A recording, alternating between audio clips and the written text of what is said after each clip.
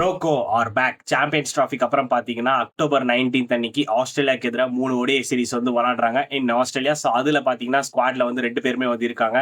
இதில் big braking என்னன்னு பார்த்தீங்கன்னா சுப்மன் கில் அவர் தான் வந்து ODI கேப்டனா வந்து நியூவா அப்பாயின்மெண்ட் பண்ணியிருக்காங்க. ஸோ அதில் கொஞ்சம் வரிங் சைன்ஸ் இருக்கலாம். ஏன்னா ரோஹித் சர்மா பார்த்தீங்கன்னா இனிமேல் ODI கேப்டன் வந்து கிடையாது. ரீசெண்டாக இப்போ தான் நமக்கு சாம்பியன்ஸ் டிராஃபி வந்து வின் பண்ணி கொடுத்துருக்காரு. ஏன்னா அது ஒரு வேர்ல்ட் கப் 2027 நோக்கி இப்போ இருந்து அவங்க வந்து டீமை ரெடி பண்றாங்க. Shubman Gill point of view வந்து நீங்க எடுத்து பாத்தீங்கன்னா அவர் ஓடியில வந்து ஃபேண்டாஸ்டிக்கா வந்து பண்ணியிருக்காரு. So deserve to be captain அப்படின்னு வந்து சொல்லலாம். ஏன்னா அந்த அளவுக்கு அவரோட பெர்ஃபார்மன்ஸ் வந்து இருக்காரு.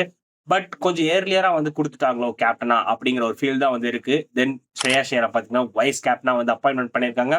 ஹர்திக் பாண்டியா ஆப்வியஸ்லி நம்ம எல்லாருக்கும் தெரியும் அந்த ஒரு இன்ஜுரினால பாத்தீங்கன்னா அவர் வந்து ஸ்குவாட்ல வந்து செலக்ட் ஆகல. ஸோ அதுக்கு பதிலா பாத்தீங்கன்னா நிதிஷ்குமார் ரெட்டி வந்து எடுத்திருக்காங்க.